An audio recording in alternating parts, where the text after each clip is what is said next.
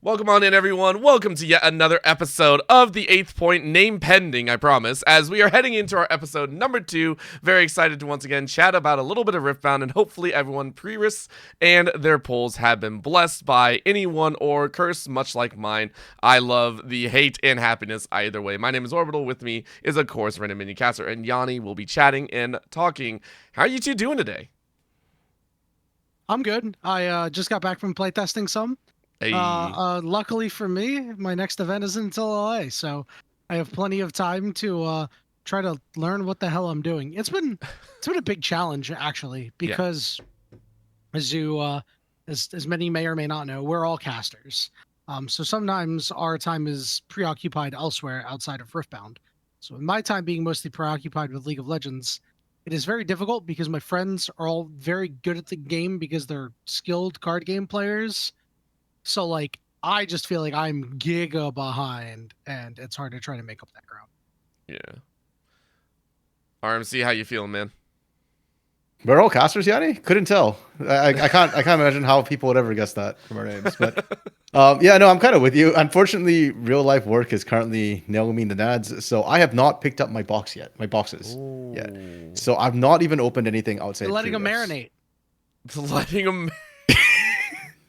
Sure, we'll call it that. I mean, I've been playing online, but I have not been able to pick up my boxes. You marinate too long though, and then it just spoils, right? Then you're just in trouble. Maybe. I mean, dude, what can I do, right? Like this coming week, I'm probably not going to be able to pick up my boxes either. Now, I did open some stuff from pre-riffs at least, so like 6 pre-riffs worth of product. So I did manage to get some decent stuff at least. But Hey. Don't worry, bro. Yeah, You can just have what's inside. All the bulk, bro. Holy moly! Did you really get a case? Oh my god! a case? Yeah. Yanni probably bought 3. No, I bought one case. So between the 4 of us in our play group, we each had one case. Hey. And on Friday we opened 27 boxes. Jeez. What did you get? What did you get? Come on, let's show the polls. Let's show the polls. Okay, all right. I left my bag downstairs. Okay, That's your what own were the best fault. polls? Best I polls. sent you a list of what we're talking about. So best poll. Well, no. I can tell you about the polls. I just can't show you the polls. You know? That's the whole point. God damn it, Yanni. I mean, if you want, I can go get them right now. Go get them. Go get them right now, bro. Go get them. We're making him do this. The man's was late, plus he makes us wait. All right. For real though, I think the Vendetta art, I will say, the more I see them in person, the better it gets, right? Like, this has been the artwork for from the pre-risks, even the alt art runes I think have been gorgeous. I don't know if RMC you'd agree, but like looking at the alt art runes has been amazing. I have not put an alt art yet, so I won't comment. Really? But what I will say is, low key, the alt art like champions look really good. Like, yes. I kind of okay, including the Crystal Rose stuff. It's almost, I think, on average, as good or better than the overnumbered. It depends on which one you're talking about, though. I think even some of the base arts have been phenomenal in terms of some of them. I think obviously the Renekton one, the Renekton base art is obviously gorgeous, but I do agree that the alt arts seem to have so much flair to them and dramaticism. I really, really like it. Yeah, like with the overnumbered, there were some like misses, even though they're like the hits are big, but the misses are also big. Whereas the alt art ones, like generally, are just good. Like, I think the only alt art that I'm kind of ambivalent about was just the pool party Renekton, and honestly, I don't hate like pool party skins are awesome. Yes, I just have seen it too much, I guess. Yeah. While Yanni pulls out the craziness that I'm sure he got, I will go ahead and showcase to you, RMC, some of the alt art runes. So you can see them here. And like in person, I would say they are much better. Let me pull one out of the sleeve. I think the Mind Rune and the Calm Rune are probably the 2 prettiest in terms of finishes and how they actively look. So you can see there. Okay, yeah, they have like that comic style, I feel like. Yes, and it's very clean. Online, it looks very like flat. These have pretty good pop to them, I think. Okay, so is it a cop-out if I tell you what I opened and then what I traded for based off of other stuff? Yes, it has to be pulled. You can't trade that, bro. It has to be your pulls. Well, here's the problem. I traded for a card in the set by trading a card in the set. Uh, Does that count at least? do we allow it, RMC? No, do we allow it? you got to pull. It's got to be your own pulls. Okay, Yes. all right, well, 2 out of 3, baby. Well, you're only gonna see 2 cards, Oh. and it's gonna be Shen and Jinx. Hey, nice. Jinx is nice. I did open a swing. I'm showed off anyway. You guys can't stop me. Yeah. I Yeah, you showed off. So Doesn't count as a pull. I played Nexus Night on that Friday, and then Hey. I got third. I went undefeated. Very playing nice. Swain Diana. So in that box, I opened a Swain, an overnight Swain. Hey. So I traded it and a bunch of other stuff to get the set. Ooh. Couple of other things I picked up with my trades that I had from the boxes. I got one of these back after giving one away. For Nice. The Chinese Aurelia. Yep. Yeah. And then I traded a lot of my overnumbereds for this. Oh, so gorgeous. Oh, geez. That's ON or Sig? Yeah, Or signed? I wish it was signature, bro. Yeah. Just You a ain't number. trading for a SIG. So, that thing, ON is that's still got to have huge, like though. cold hard cash with it. I am so sorry.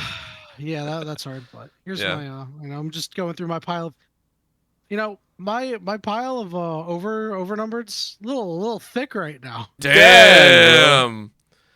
To be fair, he did open a case, so it's like, you know what? You're supposed to get at least something in those. I opened a case last set too. Yeah, like you better have something in there. If you didn't, I'd be wildly surprised. Well, sometimes you don't. Sometimes you open stuff and gotta sell it for whatever reason or what, Yeah, that's true. Or sometimes you just have crap luck and don't hit the overnumbers. Honestly, Poor true. RMC. Yeah, my set 1 didn't hit overnumbers. Yeah, so I showed it off online, but I did get 2, which I'm very happy about. I got the Crystal Rose Kaisa, so there's that one. Nice.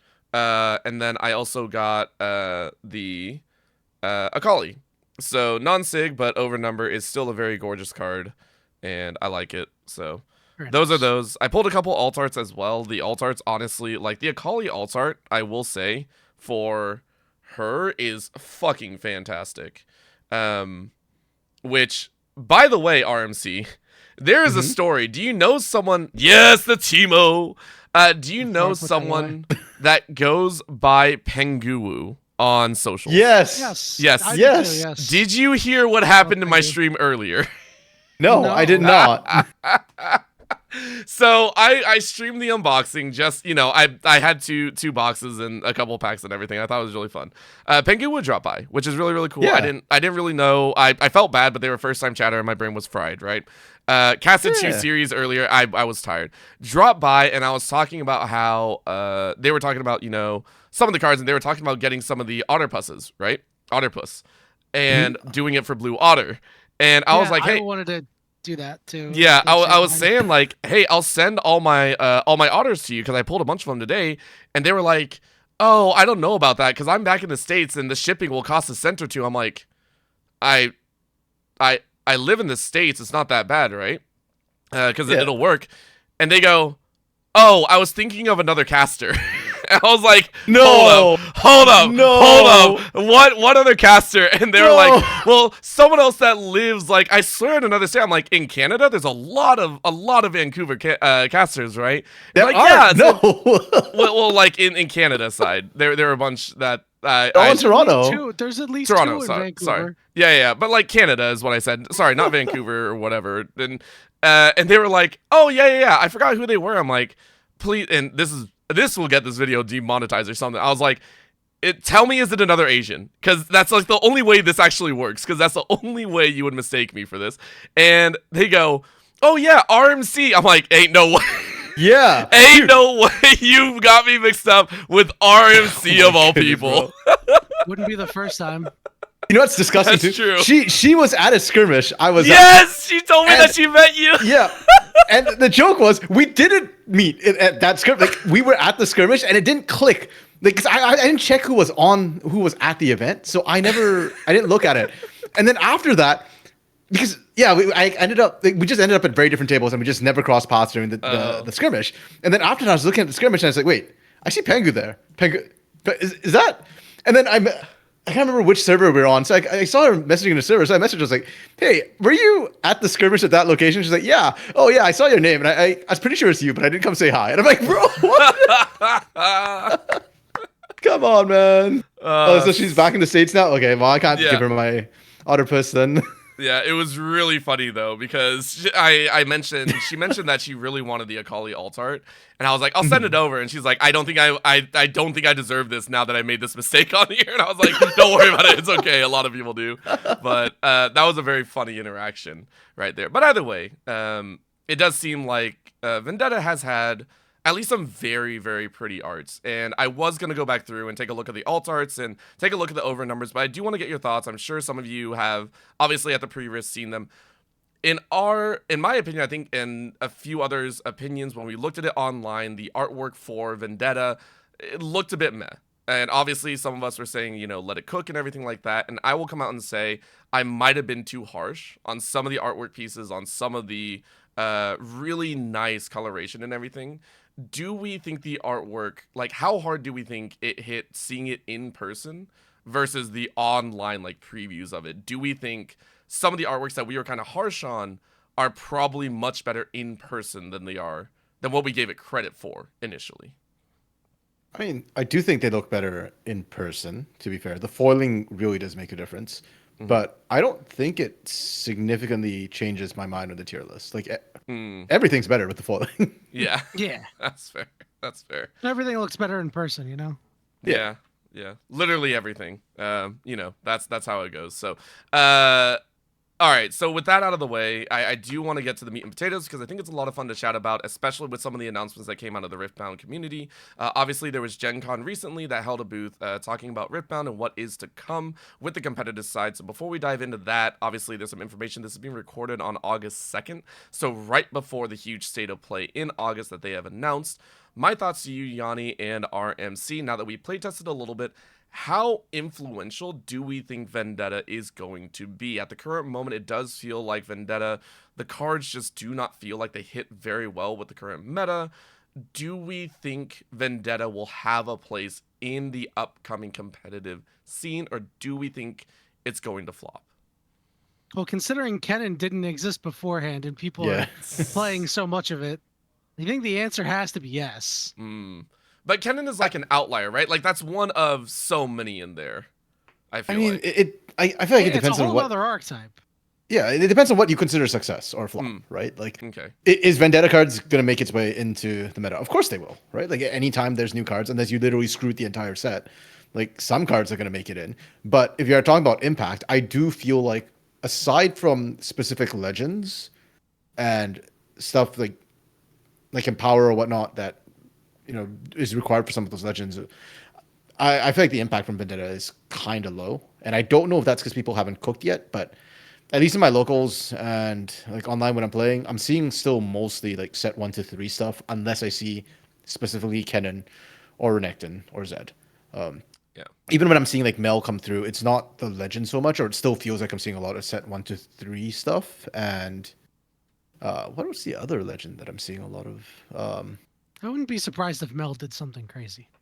I feel like Mel should. I mean, she's similar to Ezreal and Diana in terms of what she can do, but a bit like she's different enough that I feel like she can do her own strange things with Empower. But yeah, I don't know. I'm just not seeing it hit quite that hard yet from Vendetta, and I don't know if it's because we're missing something. Like I feel like we should be seeing more Empower mechanics come into play. That feels really strong, and also I'm not seeing Burn being used as much as I thought it would. Oh, what made you think Baron was going to be used? Burn. The Thank mechanic. You. All right, I heard Baron. I told you guys it wouldn't. It's gonna take a little bit. Yeah, no, you were right, Yanni. You gotta let it. You gotta let it mold. You gotta let it smolder a little bit. You know. you got to go cook it in the kitchen a little bit longer. So Yanni, what do you assume? Because I feel like there are some restrictions that obviously come with Burn. Like, what are you hoping to see if we want to see Burn successful? Are we talking about like more Burn, like actively, like we're looking at like 4 to 5? Are we looking at like heftier Burn cards, like easier access to it? Like, what would make it really stand out in your opinion? Because we touched on it last episode very briefly, but we never dove into what would make Burn so powerful. Better cards that, if you could cast them a second time for the same cost as the first time, that just because so replayability. There will need to be more cards. There will need to be more cards that say, "Hey, you can play this from your graveyard and play it." Like, essentially, more ways to give cards that don't have flow. That's when Burn's going to be good. I feel like that would just break burn at that point. Yes, that is eventually going to happen. Yeah, Ugh. I can agree with that too. Like you take a look at things like I think the Battlefield Academy is the one that gives cards repeat for its base value cost. And if you combine that with the things like burn, you can see that cycle of just like, we are going to amp this up to the point where I am straight up decking you in 3 turns, maybe 3 or 4 turns, depending on how many runes you have up. We already have some combinations of that if you want to be super troll. So yeah, it's definitely something to think about in there.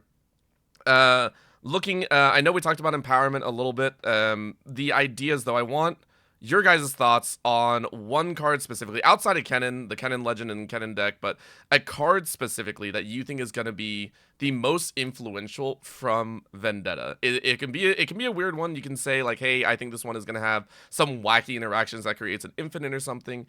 One card, gear, unit, spell, anything. Not legend. Or you can take a champion in there, but one card that you think is going to stand out and be that kind of game breaker, meta breaker, pretty soon in those regionals, in those big events. Oh, already I have one in mind. Fallen Feline. Oh, Fallen Feline, yellow, Yeah, right? Is that yellow? Yeah, No. yellow. That's a good It's order, yeah.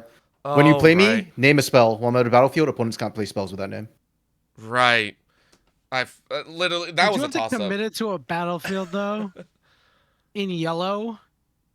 So yellow can hold. Yeah, but the problem is you don't have a whole lot of might on this thing. Sure. Like, it's got 3 might. If you need to either be playing yellow green or yellow orange to like really buff it up to protect it more. But yellow does have spot removal. Yeah, it's an interesting choice. Yeah. One, I think it's gonna be okay. So I think that this card is really strong right now, and will only like get stronger as more combos become a thing. I think Helm of Suppression is really good. Oh my god. Mostly because like if you play that card against Lux can still win through it, but severely speed bumps it. Yeah. So I think that card is definitely quite good. I don't know if it's like contender to like break the format good, but it's a card that you'll see for a very long time that's going to keep combo decks in check. Yeah, it's made Ornn semi-viable as well. Yeah. That's fair. Yeah, for those that might not know, Helm of Suppression, I believe every spell played is a +1 energy, and then if you empower it, it's a energy and a power, I think. Yep. Opponent spells. So your spells are fine, but your opponent's, to empower it is 4 energy, 1 green power. Yeah. So Ornn kind of skips a lot of the deramping with Helm of Suppression. All right, so I think the real answer, is probably Up from the Deep. From the deep. Up from the deep is the 3 the Alawi tentacles. Oh, for flow right. 3. I don't know, man. Listen, I played a lot of games today in testing. Some very good players. Every single purple deck had Up from the Deep in it. Every single one. Yeah. Except for the one that I played, and I said this needs Up from the Deep. Why? So the reason why is because it functions as another 2-drop, it functions as another early drop. There's a 3-drop. You can just play it. Like it can, it takes up your 3-drop slot. But not only that, it insulates you against against a lot of like what yellow's removal does. Where you can just be like, oh, hey, sweet. I have Up from the Deep, so like your Call the Weak means nothing to me. You also have a lot of ways in these purple decks. Like, not necessarily just Diana, but like other purple decks. You have ways of manipulating your opponent's might and also potentially pumping up yours if you decide to play a deck that ends up doing. Okay. I saw a 1 might tentacle unit win a lot of combats today.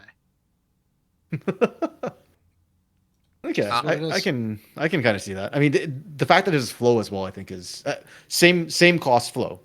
I think is also a good thing about that card. I didn't think it was broken necessarily, but I can see the argument of why it'd be good. The most broken thing I saw today was Astral Huron. The 7/7 that says when you play your first card each turn from out of battlefield, it costs that much less. Do you know how many times my opponent casted a premonition for almost nothing and drew 3 cards? Too many. The fact that that card had to be errated almost immediately because people in socials were like, "Bro, hold up, we can do this," and then they were like, "Nah, nah, nah, nah, nah, nah. We're gonna make sure this doesn't get out of control." It made me laugh very hard. Yeah, the fact that it has no power cost too, I think, is the biggest thing, right? Like, it's a big unit, no power cost. It's very, very efficient. Its effect is insanely strong. Yeah. It is a little bit wild, I would say, in there, but still, it is going to be an interesting time to actually, I think, figure out, is it going to be viable? Are we going to see the chaos? Are we going to see these specific cards really become up and coming?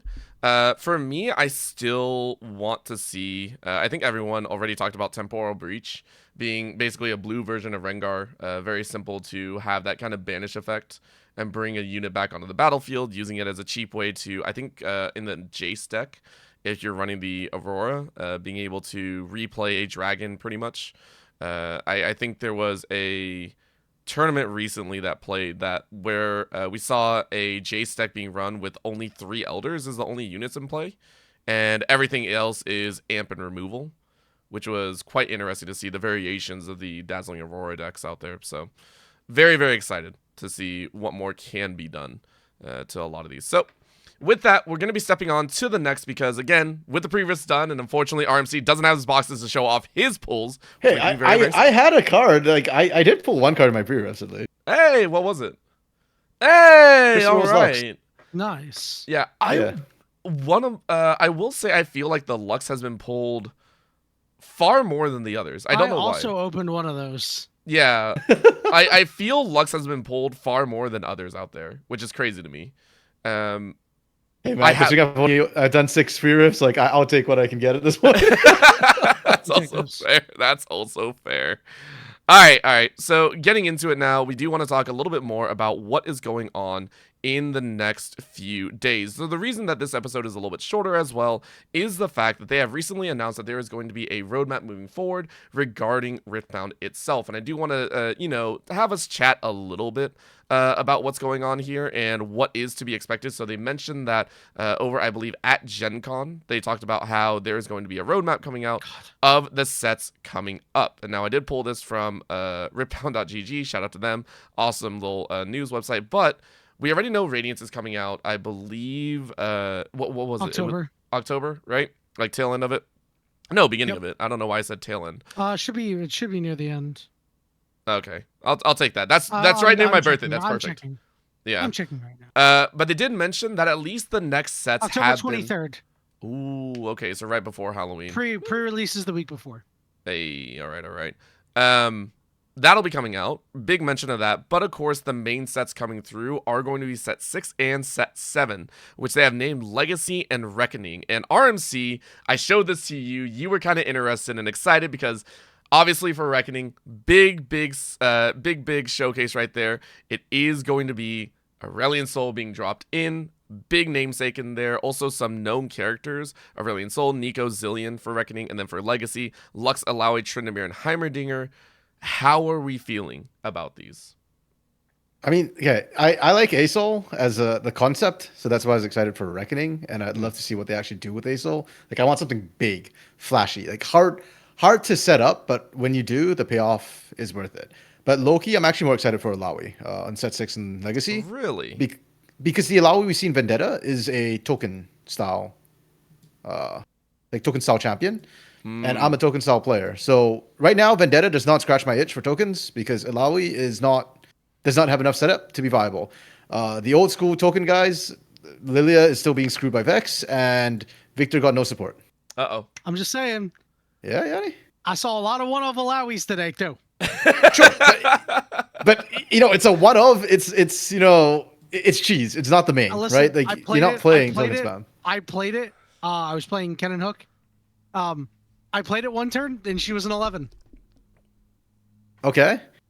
Sure. But, like, you're not building the deck around her. Like, you're not really building around token spam. Like, she's a nice sort of one-off sort of trick where you can break stuff. Hey, man, if you can make an Alawi viable deck, I will actually play Chaos.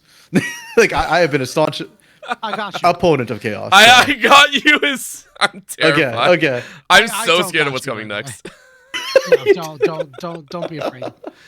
There's a reason that we literally just said, us here on the desk do not cook. Do not let us cook in any capacity. I don't know what you're talking about. I cook, bro. My mono yellow Victor worked.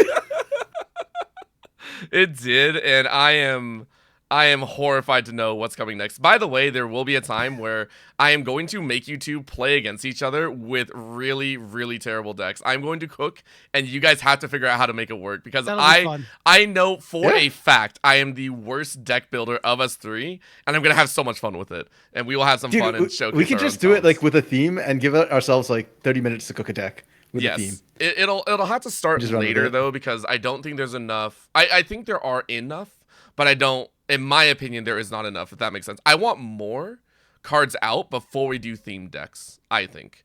What? 1,225 unique cards is not enough for you? I'm sorry, I don't trust Piltover Archive. I think there needs to be more. Shots fired, bro. No. I want to see absolute chaos, because there are themes that I don't know if we can fit in just yet, but. Besides that, there's another thing inside the roadmap that they have teased on, and a lot of people have actually discussed regarding formats. There was a small discussion, I believe, and some inklings about BO1, I believe, point standards. There's been talk about adjusting the formats and introducing 2v2s, obviously. And there are some, I know, locals that are also talking about free-for-all matchups. And I'm curious to get your thoughts on some of these new kind of ideas and formats for tournaments, and I want your thoughts specifically with pod player 2v2s. What do you think of those? Do you think those hold any sort of value in a more staunch competitive setting? I think the way that they're doing the way they did 2v2s at these RQs is probably the best way for right now. So they had like the big side event where you get a bunch of tickets, like multiple metal cards worth of tickets if you won the entire thing. Like very, very cool. A worthwhile event to play in, like a worthwhile side event to play in, because you will just, get a lot of value out of these metal cards. I think the game needs to run for a little bit longer with the standard format that we have now before we consider switching formats for a major event or something like that. Like, the reason why it works for Magic is because Magic has like a million different formats. Like, you've got Modern, you've got Standard, you've got Legacy. They don't even play Pioneer anymore. That was hot for a little while. So you got like 3 major formats that aren't the casual format. And then if people want to play the casual format competitively, they have their own standalone tournaments for that. I would like to see more of the other formats supported at the store level of play. Just like people can try it out a little bit, have a little bit of fun with it, maybe play it on different days. So if you can't make your regular Nexus night on one night, you can at least try to go in another day, maybe play some free-for-all or something like that. Because that is the way the game was meant to be played, is a 4-person free-for-all, much like Commander and Magic the Gathering. But I wouldn't really consider pushing more competitive formats yet, until we get a little bit deeper into the game's life cycle, because at that point, I think you're putting the cart before the horse. I kind of agree with Yanni in terms of I don't want to see 2v2 become like a big competitive format at this very moment. Not so much, I guess not so much because I feel like we need more cards, but it's just that I think we need to finish establishing 1v1s first before we start doing 2v2. So I'd like to see Worlds, like 1v1 Worlds, happen first before we start pushing 2v2 as a big competitive format. I do agree. It's always nice for your locals to do it. I'm lucky that we here in Vancouver, like there are a couple of stores which do 2v2s locally. Not super competitive, but there are like Nexus nights for it. So we can definitely play around. I do also think that Ripbound needs to, if they want to do 2v2s, they need to balance around 2v2s a little bit. Like the fact that they had to ban Mastery in 2v2s says a lot, and I don't blame them, right? The game's designed around 1v1. The wording, the word choice, they didn't think about balancing around 2v2s at this point, but they need to if they want to make it a competitive format, because there is a lot of broken stuff, a lot of messed up stuff that can happen right now in 2v2s, which I'm pretty sure are not intended. Yeah. Another thought is they are introducing, I believe, a show match for team play. Now, there was an announcement, I believe they're testing that over in the Chinese region, and I'm sure it's going to hit, the local regional qualifier at LA and so many other areas, I think, right? What do we think about that? Having a team format be a possibility as well. Do we think that would in the future be one of the fun ways to play Riftbound? Do we have details 100%. on how it works?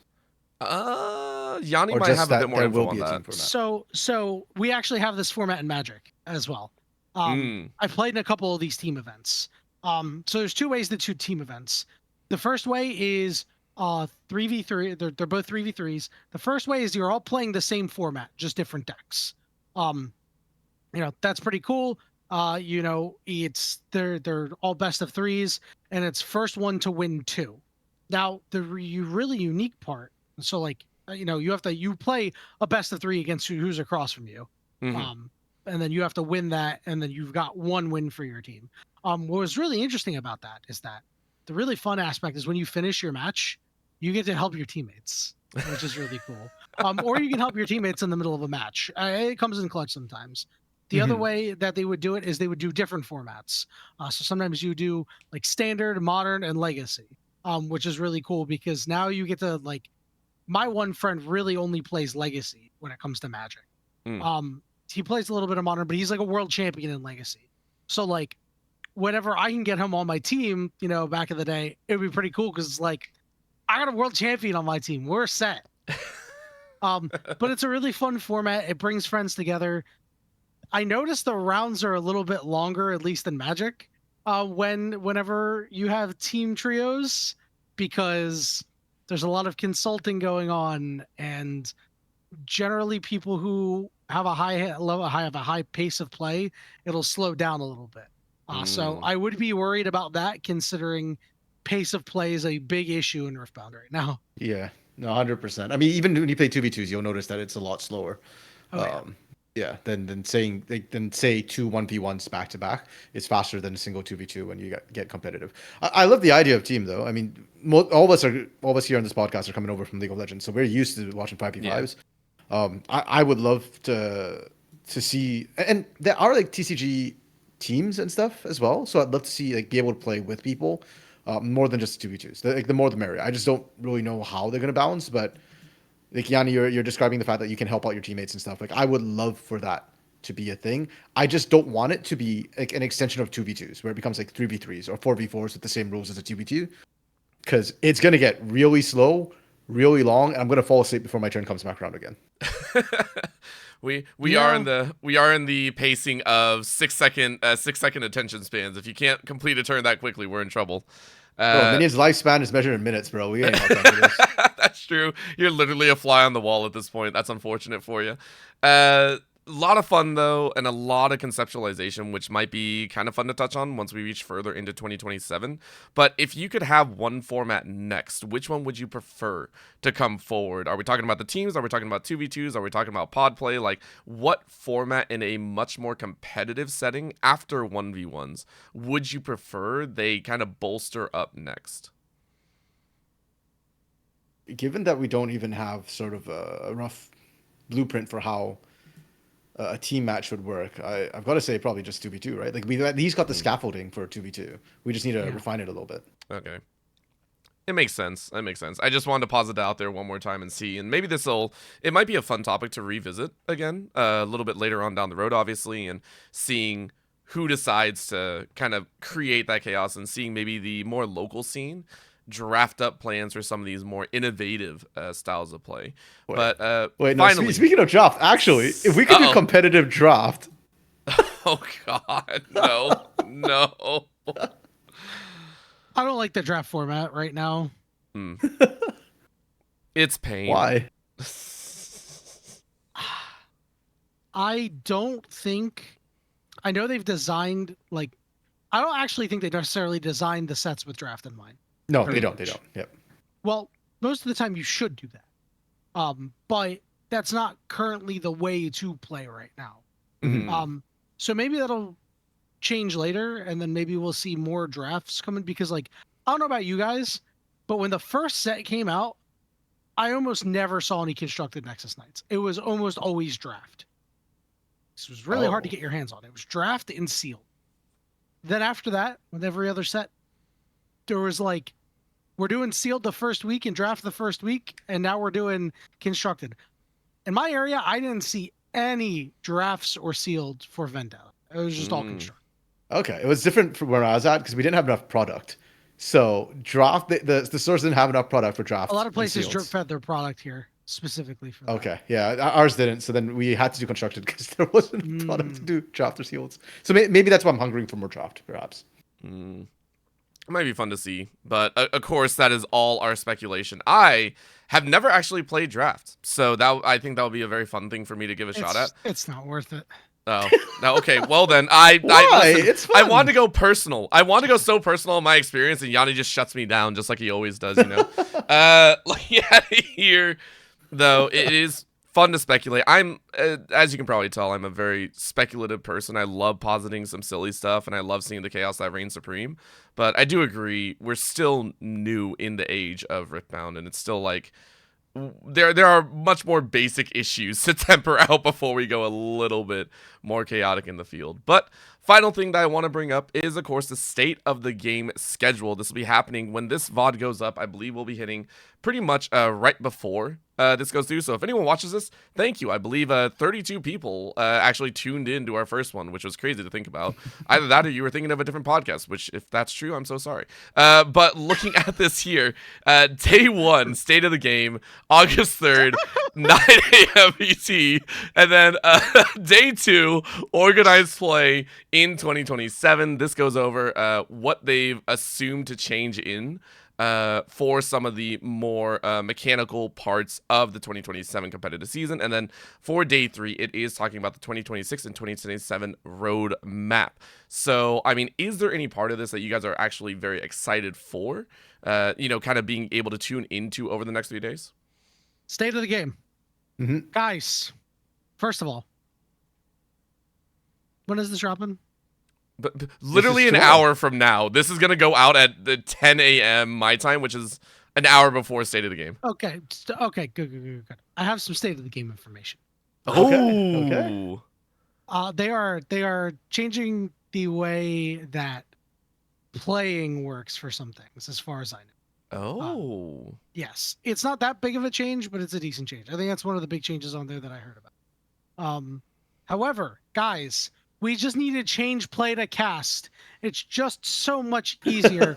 I know they don't want to use cast because cast has a heavy connotation with Magic, and I get it. But it's so much cleaner to have cast and play, and you're good.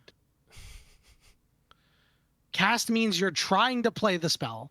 Play means you have played the spell. It would be so easy. It would clear up so many different questions because we always have so many questions. We have to go to the FAQ and be like, "There's questions here." Yeah, manifest I'm fine the with spell. that I don't know. Choose another synonym to cast, right? That almost sounds just more like an errata field. Then it's literally them just going through and kind of checking a lot of this. I mean, I wouldn't be surprised if that's the case. I don't know if that's what the game is. It's a good game. Good game. State of the game is good. Please. Yeah, I mean, state of the game affects the people the most, right? Like whether you play casual or competitive or whatever, like that tells you the whole direction this entire game is going to take. Whereas I think organized play, like, okay, look, as casters, we're all invested in organized plays for sure. So for us, I think organized play is important, but there are lots of casuals who don't care about the organized play portion of it. So that's kind of fair. And the roadmap is, I think, linked to organized play. Like it's just events, right? Well, I shouldn't say that because there are more casual events like Gen Con. Which will show up in the roadmap. So I think it comes down to what you're most interested in, but I think state of the game will impact everybody who wants to play Riftbound. Yeah. Definitely tune in for the day 1. I want to show that off because, again, as we talked about, this should be happening when this VOD goes up very, very cleanly. And when it does, hopefully you guys have some strong words to say about the 3 days coming forward. Of course, this was a very quick game and a very quick episode as some of us are a little bit busy. I know I myself need to get some work done before the week. So if you see this on the Monday morning right before State of the Game, please go ahead and leave a comment down below. Let us know what you think of the state of the game, what they expect to come out. Not only that, what they may have changed moving forward. Obviously, we still have a few more events before the Riftbound Championship all the way in, I think, December, if I remember when I'm trying to get in on that, of course, and hopefully more people are tuning in and staying for the Riftbound action. From all of us here, though, again, we'll have more information to talk about on episode 3, which that one we will be covering everything. I'm going to try at least to cover everything that they talked about, state of the game. 100%. more of the events coming up as well, and what we plan to do, and maybe get RMC a little bit of resuscitation. He can only last for about 30 minutes before something goes wrong in a League of Legends game. With that being 30 minutes said, is a long time. it is in today's game. However, this has been the 8th point. You have earned your win. Thank you for tuning in, and we will catch you in the next episode.